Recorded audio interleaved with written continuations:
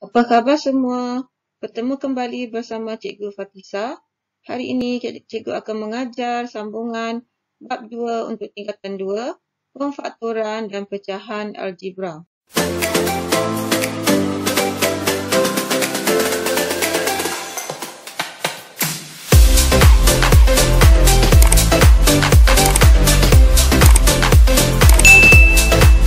Pada bahagian pertama, bab 2, pemfaktoran dan pecahan algebra, Matematik KSSM tingkatan 2, kita telah pelajari tentang kembangan. Pada kali ini kita akan belajar tentang pemfaktoran pula. Apabila kita mendarab suatu sebutan dan suatu ungkapan seperti contoh di sini, jawapan yang terhasil ini prosesnya dikenali sebagai kembangan. Kita lihat di sini asalnya ada kurungan kepada tiada kurungan. Pada hari ini kita akan pelajari sebaliknya, daripada tiada kurungan kepada ada kurungan. Proses ini dikenali sebagai pemfaktoran. Untuk melakukan proses pemfaktoran, kita perlu kenal jenis terlebih dahulu. Jenis ungkapan algebra yang terlibat. Sebenarnya ada 4 jenis pemfaktoran yang perlu kita kenali. Yang pertama, ada faktor sepunya. Yang kedua, melibatkan kuasa 2 sempurna dengan operasi tolak. Yang ketiga, melibatkan 3 sebutan dengan kuasa tertinggi 2 dan kita akan melakukan proses darab silang.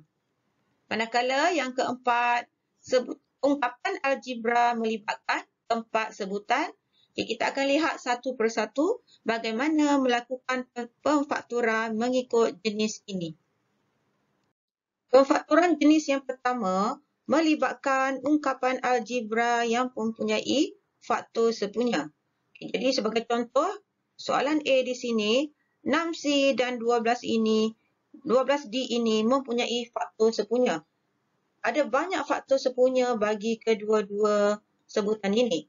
Jadi kita cari terlebih dahulu faktor sepunya terbesar bagi kedua-dua sebutan ini menggunakan kaedah pembahagian berulang. 6C dan 12D. Jadi kita bahagikan dengan nombor yang sama, maksudnya kita boleh bahagikan 3. 6C bagi 3 dapat 2C. 12D bagi 3 dapat 4D. Masih ada lagi faktor sepunya, iaitu kedua-dua ini boleh dibahagikan dengan 2. Jadi kita bahagikan dengan 2, kita akan dapat 2C bahagi 2 dapat C. 4D bahagi 2 dapat 2D. Sekarang, kedua-dua ini ada lagi sebutan sepunya. Jadi untuk mendapatkan FSTB, cari hasil darab kedua-dua nombor sepunya di sini. 3 darab 2 bersamaan dengan 6. Nilai FSTB ini kita keluarkan. Tulis di sini 6 kurungan. Di dalam ini sepatutnya kita darabkan kembali untuk mendapatkan C. Jadi 6 darabkan dengan C, kita akan dapat 6C. Kemudian 6 didarabkan dengan 2D. Ataupun kita boleh lihat di sini 6 C-nya ialah kita ambil daripada sini, 2D ini kita ambil daripada sini. Inilah jawapan lengkap bagi pemfaktoran untuk soalan A. Untuk soalan B, kita boleh ulang menggunakan kaedah pembahagian berulang tadi ataupun kita boleh juga guna cara lain. Kita senaraikan dahulu 2RS. 4 ini dalam proses untuk mencari faktor sepunya, kita pecahkan 4 ni kepada 2 darab 2. S kuasa 2 kita boleh tulis sebagai SS. Sekarang kita gariskan yang sepunya, yang sama. Di sini ada 2, di sini juga ada 2. Di sini ada S, di sini juga ada S. Kita keluarkan yang sama tadi, 2S. Kurungan. Kita dapatkan yang belum ditulis ialah R. Tolakkan dengan 2S. Sekarang kita semak kembali. 2S darab R, 2RS ataupun RS dan SR adalah sama. 2S darab negatif 2S bersamaan dengan negatif 4S kuasa 2. Bermaksud jawapan ini adalah lengkap. Sekarang kita lakukan kaedah yang lebih cepat untuk mencari pemfaktoran bagi jenis yang pertama ini. Kita lihat soalan C. Ada dua sebutan di sini iaitu P dan 2P kuasa 2. Perhatikan di sini ada P, di sini juga ada P. Jadi P sebenarnya ialah faktor sepunya terbesar. Keluarkan P dalam kurungan untuk dapatkan kembali P didarabkan dengan 1. P darab 1 akan dapat P. Tambah untuk dapat kembali 2P kuasa 2, P perlu didarabkan dengan 2P. Jadi inilah jawapannya. Untuk soalan D, sama juga antara 4E dan 12E, F, faktor sepunya terbesarnya ialah 4E. Di sini ada 12, ada sifar 4, 4 juga ada sifar 4. 2 juga merupakan faktor sepunya bagi 4 dan 12. Tetapi 2 dan 4 merupakan faktor sepunya terbesar. Jadi kita terus tulis 4. Jadi 4E di sini, dapatkan kembali 4E perlu didarabkan dengan 1. 4E darabkan dengan 3. E sudah ada. Tinggal lagi F. Kita semak kembali. 4E darabkan dengan 1 akan dapat 4E. 4E didarabkan dengan negatif 3F. Kita akan dapat negatif 12F. Jadi betullah ini jawapannya. Soalan E juga sama. Kita cari faktor sepunya terbesar bagi kedua-dua sebutan ini. Di sini ada P, di sini juga ada 1P. Di sini ada nombor 4. Dalam 16 ini ada sifar 4. Jadi bermaksud faktor sepunya terbesarnya ialah 4. 4P. Darabkan supaya dapat 16P Q. 4P didarabkan dengan 4Q. Tambahkan dengan, untuk dapatkan 4P kuasa 2, 4P didarabkan dengan P. Kita semak kembali 4P darab 4Q, 16PQ, 4P darabkan dengan P, 4P kuasa 2. Jadi inilah jawapan lengkap. Soalan F juga sama. Kita cari faktor sepunya bagi kedua-dua sebutan ini. Kita perhatikan di sini ada X. Maksud X ialah faktor sepunya. Bagi 18 dan 12, di sini ada sifar 4, ada sifar 2. 12 juga ada sifar 2. 18 ada sifar 4. Maaf ya, tiada sifar 4, ada sifar 6. 12 juga ada sifar 6. Jadi sebanyak 6 yang kita keluarkan. 6 didarabkan kembali. 6 darab 3. 18, X sudah ada. Tolak 6 darab 2. 12, X sudah ada. Cuma letakkan Y. Kita semak kembali. 6X darab 3. 18X. 6 darab negatif 2Y. Negatif 12. XY. Jadi inilah jawapannya. Seterusnya kita lihat pula pemfaktoran jenis yang kedua. Untuk mengenali jenis yang kedua ini, sebutan tersebut mesti ada kuasa 2, kedua-duanya dan di antaranya ada operasi tolak. Sebagai contoh A, di sini P kuasa 2 dan Q juga kuasa 2, di antaranya operasi tolak. Apabila kita melihat bentuk ini, terus tulis sahaja dua kurungan. Ambil sahaja di sini P dan yang asas di sini Q. Ulang langkah yang sama, P dan Q. Letakkan simbol tambah, satu lagi simbol tolak. Ataupun terbalik ya. Yang pasti, satu tambah satu lagi tolak. Inilah jawapannya. Soalan B juga sama. Kalau kita perhatikan di sini, Y kuasa 2, namun 16 ini bukan nombor kuasa 2. 16 ialah nombor kuasa 2 sempurna. Sekarang cikgu senaraikan tip di sebelah ini. Antara nombor kuasa 2 sempurna, bagaimana untuk mendapatkannya. Nombor-nombor apabila dikuasakan 2, hasil bagi nilai tersebut. Seperti yang tertera di sini, semua nombor ini merupakan nombor kuasa 2 sempurna. Jadi apabila kita melihat nombor yang sama dengan yang tertera di sini, kita akan tukar kepada bentuk kuasa 2. Sebagai contoh, 16 di sini tukarkan kepada 4 kuasa 2. Kita tulis kembali Y kuasa 2 tolakkan dengan 4 kuasa 2. Okay, apabila kedua-duanya dalam bentuk kuasa 2 dan di antaranya operasi tolak, kita letak 2 kurungan, ambil yang asas di sini, Y tolak 4, Y tambah 4. Ataupun terbalik, di sini tambah, ataupun di sini tolak. Okay, kedua-duanya betul. Okay, inilah jawapannya. Okay, soalan C juga sama. Di sini P sudah kuasa 2, 16 belum lagi kuasa 2. 16 ialah kuasa 2 sempurna. Kita boleh tukar kepada 4 kuasa 2. 4 juga kuasa 2 sempurna. Kita boleh tukar kepada 2 kuasa 2. Jadi tukarkan 4 kepada 2 kuasa 2.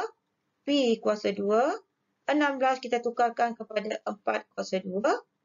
Okay, 2 kuasa 2, P kuasa 2 kita boleh tulis sebagai sekali sahaja kuasa 2, letakkan tanda kurungan, tolak 4 kuasa 2.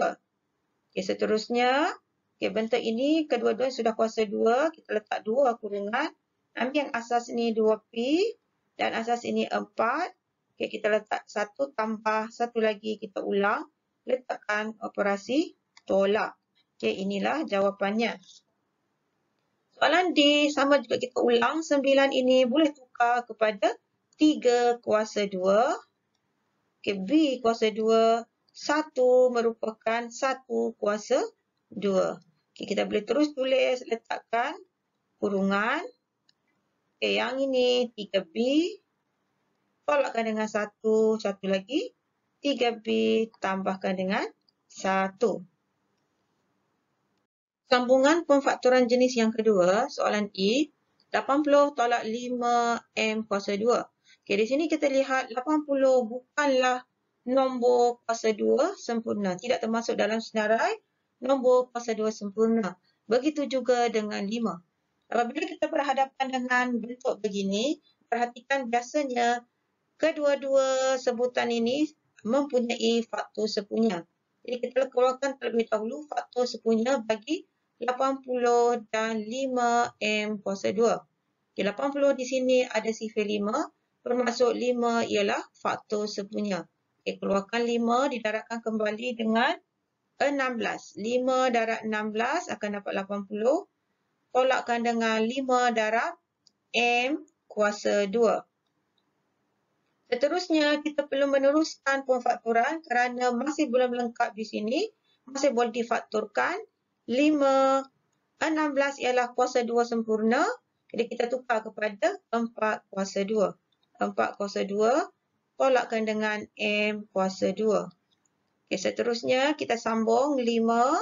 Okay, bentuk kuasa 2 sempurna ini, letakkan 2 tanda kurungan.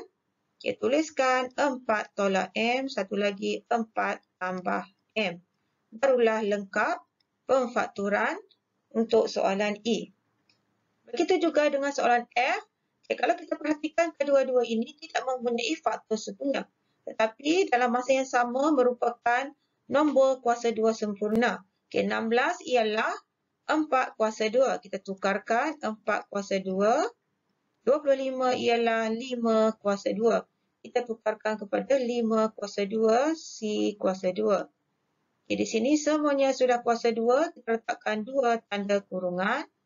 Terus 4 tolak 5C. Satu lagi 4 tambah 5C. Okay, lengkap jawapan F. Untuk soalan J, 3 dan 48 bukan kuasa 2 sempurna. Dan dua sebutan ini ada faktor sepunya. Okay, 3 merupakan faktor sepunya. Keluarkan 3. Tuliskan kembali 3 darab X kuasa 2. 3X kuasa 2. 3 darab 16 akan dapat 48. Okay, teruskan. Masih boleh difaktorkan. 3 X kuasa 2. 16 kita tulis 4 kuasa 2. Okay, bentuk ini ikut sahaja. X kuasa 2 tolak 4 kuasa 2. Letakkan 2 tanda kurungan. 1 kita tulis tambah X tambah 4. Satu lagi X tolak 4. Okay, seterusnya soalan hash. Okay, di sini ada faktor sepunya iaitu Y. Okey, keluarkan Y. Okey, faktorkan dalam kurungan Y darab Y kuasa 2 akan dapat Y kuasa 3. Tolakkan dengan Y darab 9. Okey, teruskan, masih boleh difaktorkan. Tukarkan bentuk Y kuasa 2, 9. Tukarkan kepada 3 kuasa 2. Okey, teruskan ikut sahaja. Bentuk ini letakkan 2 tanda kurungan. Tulis 1 tambah 1 lagi. Tolak. Okey, inilah jawapan lengkap untuk H. Kita sambung lagi belajar bagaimana untuk melakukan pemfaktoran jenis yang ketiga. Untuk pemfaktoran jenis yang ketiga ini, bagaimana untuk mengenalinya? Dia mesti ada 3 sebutan dengan kuasa tertinggi 2. Sebagai contoh, A di sini ada 1, 2, 3. 3 sebutan dan kuasa tertingginya 2. Untuk bentuk yang ini, kita akan gunakan kaedah darab silang. Okay, caranya ialah, kita lihat sebutan pertama dan sebutan yang terakhir terlebih dahulu. X kuasa 2 ni kita tulis sebagai X darab X. Tuliskan atas di bawah. 9 ini senaraikan. Bagaimana untuk dapatkan 9? Ada banyak. Okay, ada 2 di sini. 1 darab 9. Satu lagi ialah 3 darab 3. Okay, kalau ada lagi, senaraikan semua. Okay, untuk sini hanya ada 2 sahaja. Okay, yang mana satu kita nak pilih bergantung kepada nilai di tengah. Okay, cuba kita lihat hasil tambah 2 nombor yang terlibat. 1 dan 9, hasil tambahnya ialah 10. Manakala 3 dan 3, hasil tambahnya ialah 6. Kita pilih yang sama dengan nilai di tengah, 6. Ini bermaksud kita akan ambil 3 darab 3. Tuliskan di sini 3 darab 3. Semak dengan menggunakan kaedah darab silang. Okay, kita semak sekarang. X darab 3, 3X. X darab 3, 3X. Apabila dijumlahkan, 3X tambah 3X akan dapat 6X. Jadi nilai di sini sama dengan di tengah. Jadi bermaksud pemfaktorannya, jawapannya ialah kita letakkan 2 tanda kurungan. Ambilkan nilai di sini. X, nilai di sini 3 positif, bermaksud kita tulis X tambah 3. Satu lagi lihat di bawah. X, positif 3, kita tulis tambah 3. Okay, dalam kes ini, oleh kerana kedua-duanya adalah sama, kita boleh ringkaskan lagi dengan cara menulis X tambah 3 kuasa 2. Soalan B juga sama. X kuasa 2 kita tulis X darab X. Senaraikan negatif 9. Negatif 9 sama macam tadi. Kalau 9-nya ialah 1 darab 9, 3 darab 3. Apabila di sini negatif, bermaksud salah satunya ialah negatif. Sama ada negatif 1 darab 9 ataupun 9 darabkan dengan negatif 1. Okay, yang seterusnya boleh juga negatif 3 darab 3. Jadi di sini hasil tambahnya bagi 9 dan negatif 1, hasil tambah kedua-dua nombor ini ialah 8. Bagi negatif 1 dan 9, hasil tambah, maaf ya, tadi sama atas dan bawah ni, cikgu tukarkan. Okay, di sini negatif. Okay, 1 dan negatif 9, hasil tambahnya ialah negatif 8. Negatif 3 tambah 3, hasil tambahnya ialah sifar. Jadi kita lihat apakah nilai di tengah ini, iaitu negatif 8, bermaksud kita pilih yang ini. Jadi negatif 9 sebenarnya kita pilih 1 darabkan dengan negatif 9. Okay, cuba semak menggunakan kaedah darab silang. Sebenarnya kalau memenuhi kedua-dua syarat tadi, kita akan dapat jawapan yang betul. X darab 1, X. Negatif 9 darab X, negatif 9X. Hasil tambah kedua-dua ini, kita akan dapat negatif 8X. Bermaksud sama dengan tengah. Jadi, apabila difaktorkan, kita ambil saja nilai di sini. X tambah 1. Satu lagi di bawah, X. Oleh kerana ini negatif, so di sini bermaksud tolak 9. Okay, seterusnya C. Okey, masih lagi 9 di sini. Cikgu sengaja bagi nilai yang sama supaya kita gunakan sahaja senarai hasil darab untuk dapatkan 9 tadi ya. Jadi 9 di sini, okey 1 darab 9, 3 darab 3, 9. Okey, di tengahnya ialah negatif 10. Apa yang kita buat tadi, 10 positif sedangkan yang kita nak ini ialah negatif.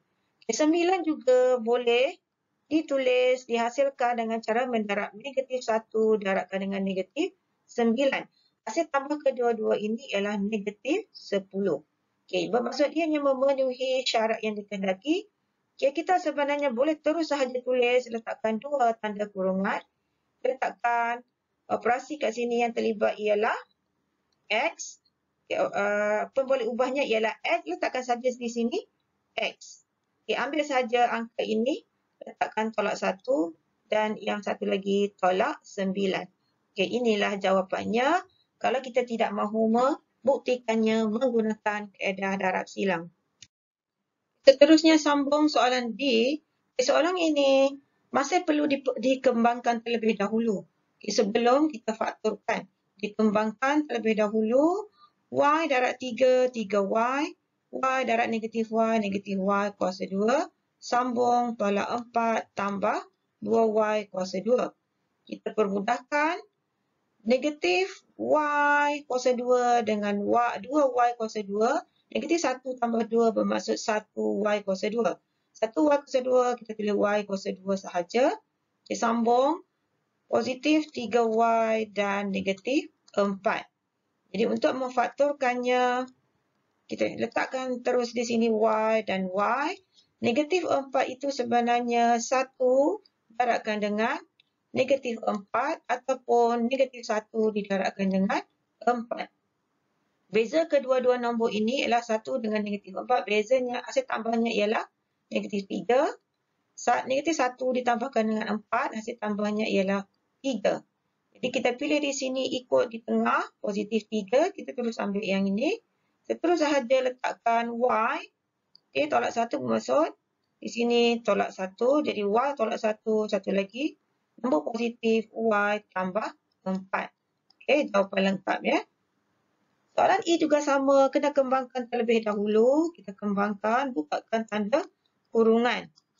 So, P kuasa 2. Negatif 6 darab P, negatif 6P. Negatif 6 darab positif 1, negatif 6. Negatif darab 8, negatif 8. Negatif darab negatif positif P. Ringkaskan P kuasa 2, sebutan serupa. Okay, ini dan yang ini. Okay, negatif 6 tambah 1, negatif 5, letakkan P. Negatif 6 tolak 8, negatif 14. Okey, kita lihat di sini negatif 14 ialah 14 itu ialah 2 darab 7. Jika negatif sama ada negatif 2 darab 7 ataupun 2 darab negatif 7. Hasil tambah negatif 2 dan 7 ialah 5. Hasil tambah 2 dengan negatif 7 ialah negatif 5. Kita pilih ikut nilai di tengah, negatif 5, jadi kita pilih yang ini. Seterusnya, letakkan sahaja 2 tanda kurungan. Pemboleh ubah terlibat ialah P. Nombor yang terlibat ialah 2 dan negatif 7. Kita tulis di sini 2 ialah positif. Jadi 4 tambah 2. Satu lagi negatif 7. Jadi P tolak 7. Inilah jawapan lengkap. Okay, soalan terakhir untuk jenis yang ketiga. Di sini sebutan pertama ialah 6X kuasa 2. Sebutan yang ketiga ialah negatif 10. 6X kuasa 2 kita boleh tulis sebagai 3X darabkan dengan 2X. Negatif 10 boleh ditulis sebagai 2 darab negatif 5 ataupun negatif 2 didarabkan dengan 5. Katakan cikgu pilih yang ini terlebih dahulu. Jadi kita cuba adakah ia memenuhi syarat untuk soalan ini. 2 darab negatif 5. Kita semak dengan menggunakan kaedah darab silang. 2X darab 2 sama dengan 4X. 3X darab negatif 5 akan dapat negatif 15X. Okay, jumlahkan kedua-dua ini akan dapat negatif 11X. Apabila kita perhatikan di tengah, di sini ialah positif 11. Sedangkan di sini ialah negatif 11. Nilainya sama tetapi tandanya berlainan. Masih belum lagi memenuhi Apa kita perlu buat ialah menukarkan tanda. Menukarkan tanda di sini bermaksud positif 2 tukar kepada negatif 2. Okay, kita tulis kembali di sini supaya lebih jelas. 3X darab 2X. Okay, kita tukarkan bermaksud pilih yang kedua ini. Negatif 2 didarabkan dengan 5. Okay, kita semak kembali menggunakan kaedah darab silang. 2X darab negatif 2, negatif 4X. 3X darab 5, 15X. Okay, jumlahkan akan dapat 11X. Barulah sama dengan sebutan di tengah.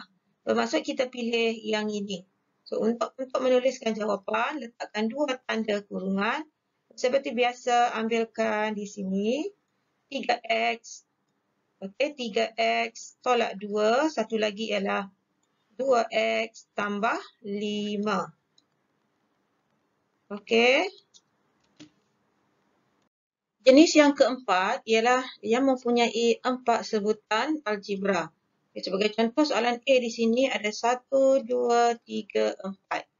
Semua soalan A, B, C, D di sini melibatkan 4 sebutan algebra. Apabila menemui ungkapan algebra yang mempunyai 4 sebutan algebra, kaedah memfaktorkannya ialah kita bahagikan ini kepada 2 bahagian. Yang pertama dan yang kedua. Bahagian pertama ini cari faktor sepunya. Faktor sepunya di sini ialah T. T. Kedua-dua ini mempunyai T, bermaksud T ialah faktor sepunya. Kita keluarkan T, darabkan kembali supaya dapat ST. T didarabkan dengan S. Tambahkan dengan, untuk dapatkan balik TV, T didarabkan dengan V. Untuk bahagian yang kedua juga sama. Jadi sini U merupakan faktor sepunya. Jadi keluarkan U. Letakkan kurungan, dapatkan kembali. U darabkan dengan S akan dapat SU. Tambahkan dengan U didarabkan dengan V akan dapat UV. Kalau kita perhatikan di sini, S tambah V dan S tambah V merupakan faktor sepunya bagi kedua-dua sebutan ini. Kesnya seperti berikutnya. Sebagai contoh, A tambah AB tambahkan dengan AC. Yang sepunya di sini ialah A. Kita keluarkan A. Apa kita perlu buat? Kita ambil sahaja B ni. Tambahkan dengan C di sini. Kita gunakan konsep ini untuk memfaktorkan sebutan yang ini. Jadi S tambah V ni ibaratnya ialah A. Di sini juga A. Jadi kita keluarkan A. Okay, keluarkan A bermaksud S tambah V.